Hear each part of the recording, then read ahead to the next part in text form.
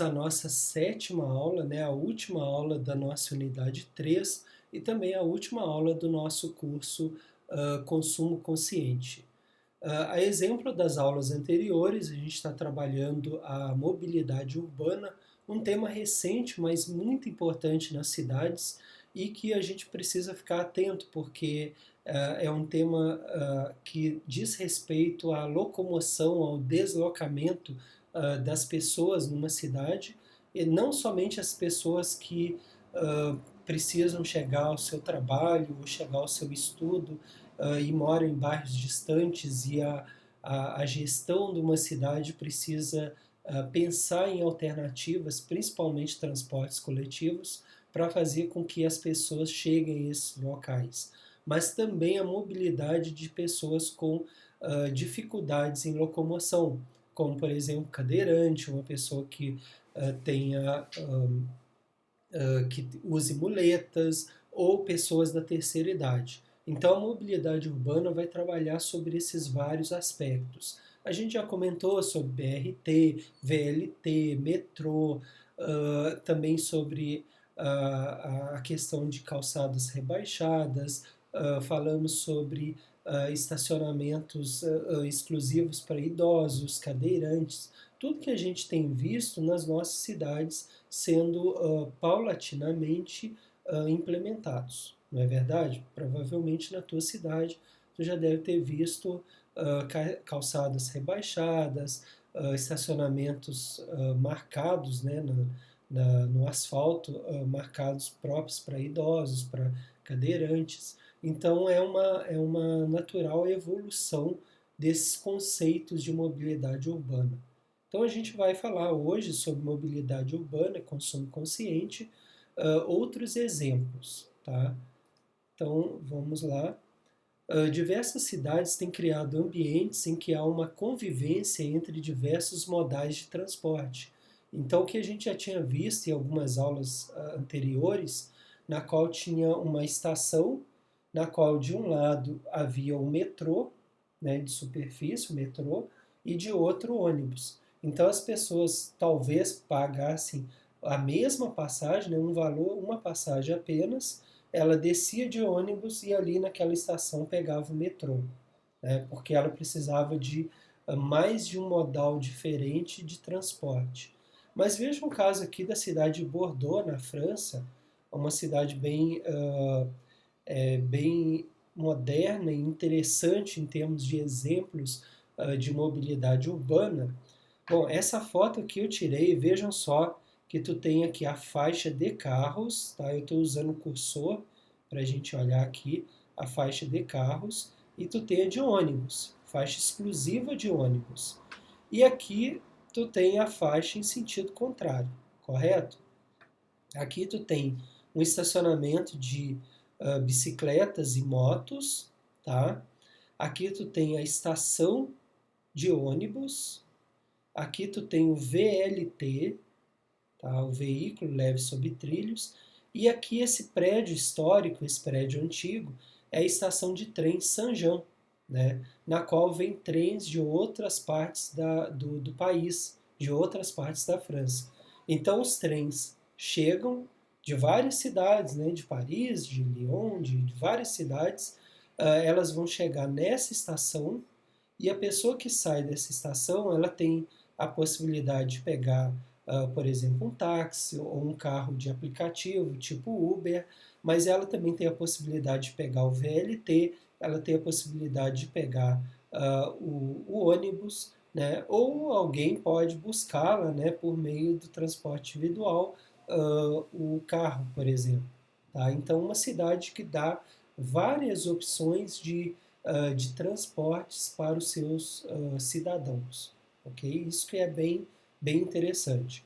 Ainda na cidade de Bordeaux, essa foto aqui ela estava um pouco escura no dia, tá? Porque estava meio nublado, mas a gente vê uma coisa interessante, essa aqui é a ponte de pedra, né? Na qual tu tem aqui o rio Garonne, né? Aí aqui tu tem uma faixa na qual as pessoas caminham para pedestres, Tu tem aqui uma faixa para bicicleta, então tu vê que o ciclista aqui até está fora da faixa dele, mas como não há ninguém caminhando, provavelmente esse ciclista vai pegar a faixa dele, que é essa daqui, né? Seria o correto. Então tu tem uma faixa de pedestre, tu tem uma faixa de bicicleta, tu tem a faixa de carros e tu tem a faixa de VLT, que é o veículo leve sobre trilhos. E do outro lado é a mesma coisa, né? É o sentido contrário. Tu vai ter outra de VLT, outra de carros, outra de bicicleta e outra de pessoas caminhando. Então, na verdade, tu tem 8 faixas nessa ponte, né? Pedestres nas extremidades, bicicletas, carros e VLT bem no meio de um sentido e outro, né? Além, né, do rio aqui. Agora eu faço a seguinte observação para vocês. Uma ponte desse tamanho, que é uma ponte grande, ela tem que pensar uma situação, né? Provavelmente eu não sou engenheiro, mas eu imagino que o engenheiro tem que imaginar a carga máxima dessa ponte. Então, uma situação em que o VLT está passando de um lado e o outro, em que os carros estão congestionados de um lado e do outro, que tem várias bicicletas transitando de um lado e de outro, e vários pedestres de um lado e de outro. Então, eu imagino que o engenheiro ele tem que pensar a carga máxima, porque eventualmente, provavelmente não vai acontecer, mas se eventualmente ocorrer da capacidade do peso máximo que essa ponte vai ter, ela tem que suportar, né? Então, é uma obra incrível de engenharia, uma ponte belíssima, né? Um cartão postal da cidade de, de Bordeaux. Tá?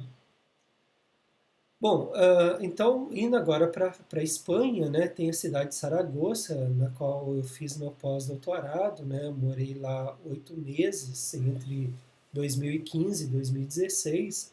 Então, uma cidade que está não muito longe de Barcelona, está quase a meio caminho de Barcelona e Madrid. Então, quando eu morei em Saragoça, eu notei muitos aspectos de mobilidade urbana e também coisas bem interessantes sobre consumo consciente. Então, um exemplo interessante sobre mobilidade urbana é a cidade de Saragoça, na Espanha, que possui mais ou menos 700 mil habitantes e está situado na comunidade autônoma de Aragão. Tá? Então, aqui a gente tem a Gran Via, né, que é uma das principais avenidas na cidade. Então, vocês veem, né, tudo muito limpo, a lixeira uma das lixeiras da cidade, e interessante que ela é o mais discreta possível, né? Aqui tu tem a faixa de carros no sentido, né, de lá para cá, tu tem a faixa de VLT, e aqui no meio tem tipo um calçadão grande, veja que as pessoas estão caminhando, e na outra parte da Gran Via, aí tu vai ter outra de VLT no sentido contrário e outra de carros além da calçada que as pessoas dos pedestres transitam, ok? Essa foto eu tirei da janela do escritório que eu estava trabalhando na universidade lá, e é uma foto que eu gosto muito de mostrar porque ela nos leva, nos mostra as diversas formas de mobilidade que pode ter uma cidade. Então aqui, olha, começando aqui no cantinho, a gente tem a calçada, na qual as pessoas vão caminhar, né? O pedestre vai transitar. Tu tem a faixa aqui do lado da calçada, a faixa de carros. Tu tem a faixa de VLT, tá? Tu tem uma faixa de árvores proporcionando um bem-estar e a questão da, de um ambiente mais saudável na cidade, né? Uma beleza cênica, uma possibilidade também de um ar mais puro. Então tu tem as árvores, depois tu tem uma faixa de bicicletas, Então vejam aqui o ciclista, né? Aí tu tem um grande calçadão que é igual esse aqui, né? Ao mesmo local. Aí tu tem um grande calçadão aqui em que as pessoas estão caminhando, né? Aí tu vai ter outros serviços aqui da prefeitura. Tu vai ter aqui um pai ou uma mãe empurrando um carrinho de bebê, tá? Tu vai ter aqui bancos para as pessoas se sentarem. E do outro lado, não dá para a gente ver por causa da copa das árvores, né, que está tampando. Do outro lado, a gente vai ter a mesma coisa. A gente vai ter a fila de árvores, a gente vai ter uma outra via de VLT, mas no sentido contrário, né, para lá, e tu vai ter uma outra via de carros e uma outra calçada. Então é uma cidade que consegue, nessa parte central dela, consegue ter uma mobilidade urbana que permite que vários públicos diferentes, né, várias pessoas possam utilizar meios de transporte diferentes. Seja o coletivo, no caso do VLT, seja o individual, que seja o carro, ou caminhar, ou a própria bicicleta. Ok? Outra coisa, outra foto de outro local, né, em Saragoça mostra para nós aqui a preocupação, e por isso que essa aula é mobilidade urbana e consumo consciente. Então a gente vai falar das duas coisas. Aqui a gente tem os containers de coleta seletiva, né? Então vejam os containers com material bem resistente, com as tampas e com as cores próprias, né? Uma caçamba que vai ser para papel, a outra para plástico, a outra para metais, a outra para resíduos orgânicos. Convive com uma parte aqui que está voltada para estacionamento de carros. Tu tem aqui uma faixa exclusiva para ciclistas. Tu tem árvores. Tu tem aqui a lixeira bem discreta. E tu tem a calçada que as pessoas transitam com as lojas, né? E aqui do lado, aí do lado aqui dessas caçambas de lixo e dos carros estacionados, tu tem a rua, na qual os carros vão circular. E do outro lado, mas a foto não nos permite ver, do outro lado tu vai ter de novo a faixa de árvores, né, com a calçada que as pessoas vão transitar. Ainda em Saragoça, mas em outro ponto da cidade, a gente tem também containers para recolher óleo de cozinha doméstico usado, né? Então, o que, que a pessoa faz? Ela recolhe, né, em casa o óleo de cozinha usado, mas coloca dentro de garrafas de plástico. Por isso que aqui está escrito, né? Somente embalagens de plástico fechadas, certo? Então, essas garrafinhas ou garrafas, né, PET de plástico, depois que o morador ele enche ela com o óleo de cozinha usado, ele vem e joga essa garrafa de plástico aqui, e periodicamente o serviço da prefeitura de Saragoça faz o recolhimento para a posterior reciclagem, né? Então, funciona muito bem por causa da educação das pessoas. Aí vejam a parte de baixo do modelo funcionando, né? Porque tu precisa ter as pessoas bem instruídas e conscientizadas com essa parte de educação ambiental. E aí já explica também, né, não esvaziar o conteúdo da garrafa de plástico, ou seja, o próprio óleo de cozinha no container, né? Não fazer isso. Por quê? Porque precisa, para o serviço da prefeitura recolher o óleo de cozinha usado, ele precisa estar no recipiente, no caso a garrafa de plástico, PET, cheia e bem lacrada com óleo de cozinha usado. Então as pessoas fazem isso porque para elas é natural. É interessante que ele ocupa uma parte aqui atrás do estacionamento, e tem carros parados aqui normalmente, sem problema nenhum. Próximo desse container, a gente vai ter o quê? Um totem para recolher pilhas e baterias usadas, né? Deposite as suas pilhas usadas aqui. Então, é bem próximo mesmo, tá?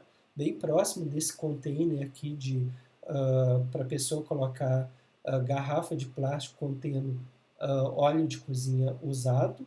É bem próximo, a gente vai ter aqui, né, esse totem, as pessoas colocar as pilhas e baterias usadas. As pessoas fazem isso, mas por causa de quê? Por causa da parte de baixo do modelo, aspectos culturais, educação das pessoas, conscientização das pessoas. Isso vai refletir na parte de cima, que são as ações humanas. Aí vai fazer com que o morador realmente recolha o óleo de cozinha usado, coloque numa garrafa de plástico, feche e coloque nesse container para que a prefeitura faça o serviço dela. Da mesma forma, essa cultura, educação ambiental, conscientização da parte de baixo, fará com que as ações ambientais, as ações humanas, né, promovidas por esses moradores, eles irão depositar as suas pilhas e baterias e o serviço da prefeitura ou terceirizado vai recolher esses materiais para reciclagem ou outra destinação correta, ok? Quero chamar a atenção de outra coisa. Vejam que esse totem, né, ele está em boas condições de conservação, mesmo tendo próximo, aqui não sei se dá para vocês verem, mas isso aqui é um refletor de estádio de futebol. Então está a poucos metros do estádio do principal time de futebol da cidade, né, o Real Saragossa, e isso nos faz refletir sobre a questão de vandalismo, né, próximo a estádios de futebol, mas mesmo assim as pessoas, né, mantêm esse patrimônio público porque aquilo ali, aquele serviço é importante para elas. E claro, a cidade com a sua polícia, né, ela tem as formas de identificar possíveis vândalos e reprimi-los com as sanções da lei. Ok? Então, isso chama muita atenção a conservação que tem esse totem, mesmo próximo de um local que potencialmente aumenta a aglomeração de pessoas que poderiam, porventura, cometer atos de barbaridade contra o patrimônio público. Interessante também que essas cidades lá na Espanha, elas aproveitam muito os espaços, né? A gente falou aí da mobilidade urbana, do BRT, do VLT, do metrô, formas de fazer com que as pessoas se locomovam, mas eles também utilizam muito o subsolo, né? Então, existem muitas garagens, né? Que são ou estacionamentos pagos, né? Que são subterrâneos. Então se aproveita uma parte subterrânea, aproveitar esse espaço para que os carros fiquem lá, né?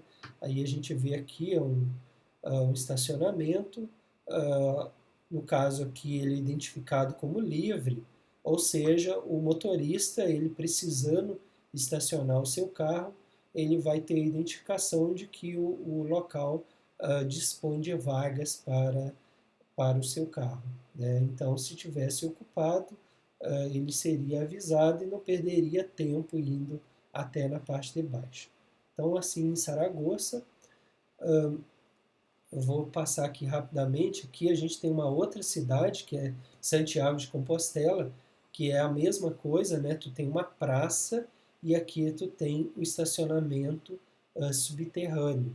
Então, eles trabalham muito com isso, é uma concepção de utilizar espaços para que isso ocorra da mesma forma que lá em Bordeaux, que a gente viu, né, da ponte, tu precisa ter um trabalho grande de engenharia, né, engenharia civil, para que tanto no caso da ponte aqui, tu conseguir suportar, né, toda imaginar a capacidade máxima de peso dessa ponte, como nesses casos aqui, tu tem que pensar também a questão da estrutura, né, que vai estar abaixo da superfície uh, das, da, da cidade, né, E aqui tu vai ter o parque, tu vai ter brinquedos, tu vai ter as pessoas caminhando. Então toda essa estrutura tem que ser capaz de suportar, porque embaixo tu vai ter um estacionamento, tu vai ter todos os impactos gerados pelas trepidações dos automóveis, ok? Bom, então aí pensando em mobilidade, essa foto é muito legal, essa foto que eu tirei em Roma, na Itália, né? E aí tu vê como que as pessoas se locomovem na cidade.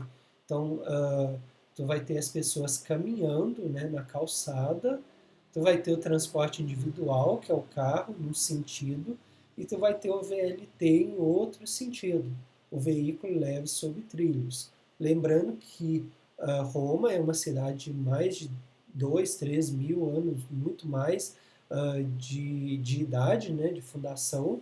Então, uma cidade antiga, com construções antigas, com solo, né,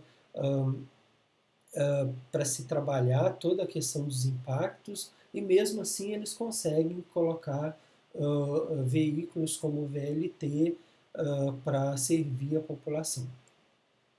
Bom, essa foto aqui não foi tirada por mim, né? Foi cedida pela minha mãe quando ela viajou para Jerusalém. Jerusalém, Israel, então a gente tem o VLT, né? Também uma cidade muito antiga. Alguns dizem que é a cidade mais antiga do mundo. Provavelmente ela rivaliza com Roma esse título. E aqui temos no meio dos prédios antigos uma cultura também bem diferente da ocidental, mas aos poucos esse tipo de transporte, né, o VLT também ganha espaço numa grande cidade como essa. Aqui, Barcelona, na Espanha, né, então a gente tem aqui a faixa de ciclistas e chamando a atenção que Barcelona pinta o asfalto, né, de uma cor meio avermelhada para facilitar a visualização dos motoristas e pedestres e saber que essa faixa aqui é para ciclistas, né? Então eles até colocam um pontilhado para poder caracterizar isso. Aqui a gente tem um táxi em Barcelona e para quem conhece a cidade, os que vai ter a oportunidade de ir na cidade ainda, pelo menos até nessa época, os carros eram identificados por essa cor aqui, meio amarelada, com preto, né? Então é uma identificação visual dos táxis da cidade. Então uma cidade que preocupa com essa parte da mobilidade urbana, né? A importância dos ciclistas na cidade, e aqui vocês veem também que as calçadas totalmente rebaixadas. Então, um ciclista, se tivesse que descer aqui da bicicleta para empurrá-la, conseguiria, um cadeirante conseguiria passar, se aqui próximo a gente tiver uma faixa de pedestres, uma pessoa uma pessoa idosa, uma pessoa utilizando muletas também conseguiria tranquilamente atravessar a rua, ok? Aqui na cidade de Saragoça, na Espanha, né, o aluguel de bicicletas, a bici, né, também tem em outras cidades da Europa, tem no Brasil. Isso aqui demanda muita confiança de que as pessoas não irão depredar o veículo. Então, geralmente é feito um cadastro. A pessoa tem que comprovar que ela é residente na cidade, geralmente é assim. Ela tem tipo um cartãozinho magnético, né? Na qual, quando ela passa, aqui ela destrava a bicicleta, ela consegue pegar a bicicleta, transitar por qualquer ponto, por toda a cidade, e ela não precisa devolver a bicicleta no mesmo ponto, tá? Porque estações de aluguel de bicicleta desse tipo vão estar espalhadas em vários pontos da cidade, só que no momento que a pessoa destrava e tira a bicicleta, o sistema contabiliza que ela está com a bicicleta e está em aberto. Então não adianta a pessoa querer fugir com a bicicleta, porque o sistema a identifica e sabe que ela está possuindo a bicicleta. No momento que ela entrega em um outro ponto, ou no mesmo ponto, essa bicicleta e trava, o sistema dá baixa e diz que ela entregou a bicicleta, e aí, se for o caso, vai cobrar, vai debitar em algum valor, se estiver utilizando cartão de crédito, ou se o usuário tiver que colocar um crédito inicial para depois ir abatendo. Então, os sistemas de cobrança podem ser diversos, ok? É um sistema que tem bem na Europa, mas também tem em vários pontos do mundo, inclusive no Brasil. Outro aspecto interessante que chama muita atenção, né, é a questão dos bancos e dos caixas eletrônicos nas ruas. Então as pessoas estão caminhando aqui nas calçadas e aqui a gente tem a parte exterior do banco, né, parte de fora, e as pessoas conseguem sacar dinheiro ou fazer outros tipos de transação na própria rua. Para acontecer isso, né, esse tipo de situação, tem que haver uh, muita segurança, né? Então a pessoa tem que ter uma segurança muito grande de poder fazer isso na rua sem ocorrer um roubo ou qualquer coisa parecida. Mais uma vez remete à parte lá de baixo do modelo, os aspectos culturais, está relacionado com a renda da população, está relacionado com a educação ambiental, está relacionado com os meios de coibir ações de vândalos ou criminosos. Tá? Então tá muito relacionado o modelo e é muito interessante para quem não está acostumado com esse sistema, como eu não estava, né? As primeiras vezes foi meio complicado, porque tu começava a tirar o dinheiro, olhava para trás, olhava para um lado, para o outro, para ver se alguém estava de olho no teu, no que tu estava fazendo, né, de tirar dinheiro. Mas eu confesso que eu, como brasileiro, né, fiz isso quando eu sacava o dinheiro na minha bolsa, mas tu olhava para um lado e para o outro e as pessoas seguindo a vida normalmente, ninguém prestando atenção se tu estava ali retirando dinheiro. Então é uma coisa que chama muita atenção, mas que demanda também um senso muito grande de segurança das pessoas numa cidade. Bom, aqui eu já tinha falado, né, a cidade de Santiago de Compostela, que é uma cidade turística, uma cidade de turismo religioso, muito legal a cidade. E aí a gente tem então aqui os estacionamentos subterrâneos e uma praça na parte superior que funciona tranquilamente. A cidade vive em cima e embaixo, né, as pessoas utilizam o máximo de espaço que podem. Aqui a gente tem na França, isso aqui é perto da Torre Eiffel, né? Numa rua paralela a ela. Essa foto que eu tirei de um carro elétrico sendo reabastecido, né, por um ponto de recarga. Então esse aqui é um carro elétrico, ele não usa combustível fóssil, ele não usa gasolina, né? Então ele para recarregar é como a gente faz, por exemplo, quando a gente carrega o celular, né? Tu vai colocar a tomada, né? Ligar a tomada na parede e aí tu vai carregar o teu celular, o carro da mesma forma.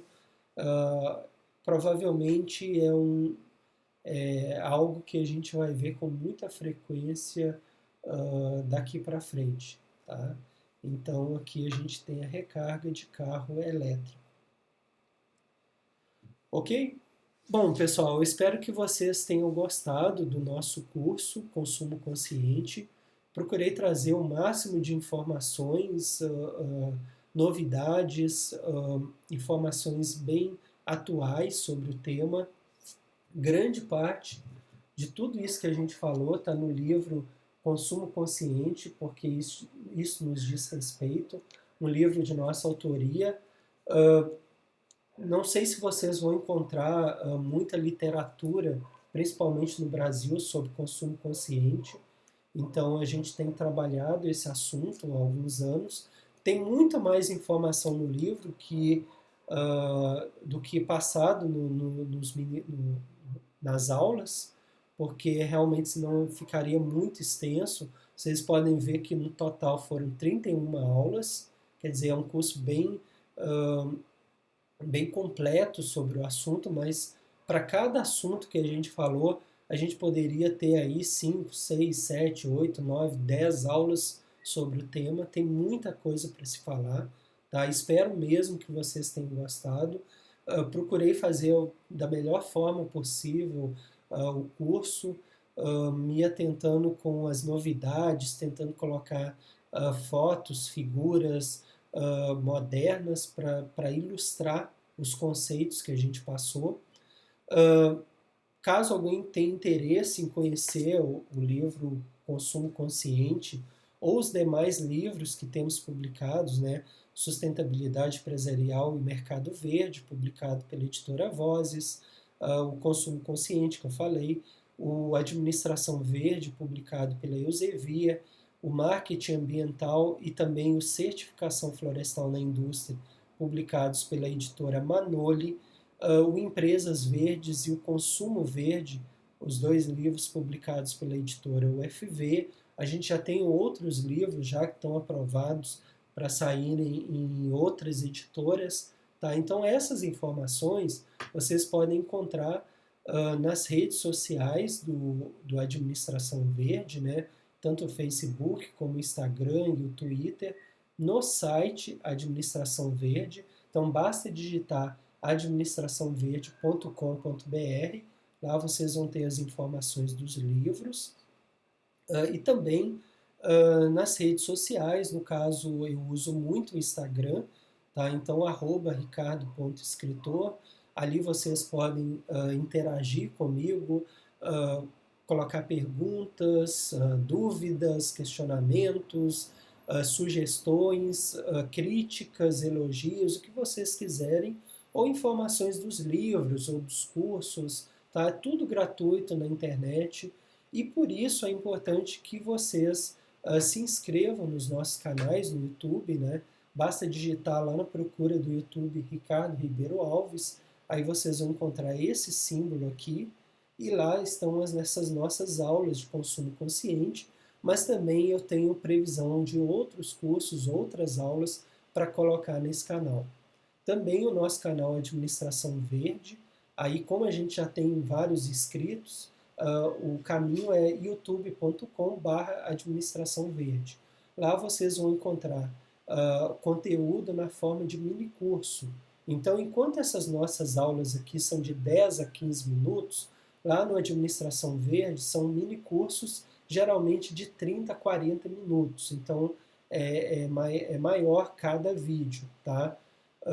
Lá a gente tem vídeos hoje em dia de marketing ambiental, de consumo consciente também, de sustentabilidade empresarial e mercado verde e outros temas que a gente quer abordar, como certificação florestal, estratégias empresariais, consumo responsável.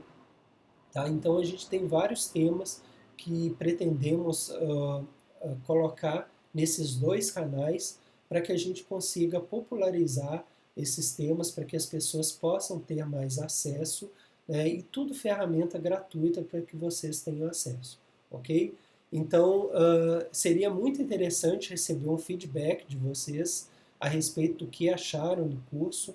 Então, eu peço mais uma vez que utilizem as nossas redes sociais para dizer o que achou, né? Se foi interessante, tecer críticas, elogios, sugestões, tudo é bem-vindo para o nosso trabalho, ok? Então agradeço muito a você que participou de todo esse curso, dessas 31 aulas, ou quem assistiu apenas algumas. Espero que tenha ficado alguma informação relevante para vocês e estou à disposição para qualquer contato, ok? Muito obrigado pela atenção e até uma próxima oportunidade.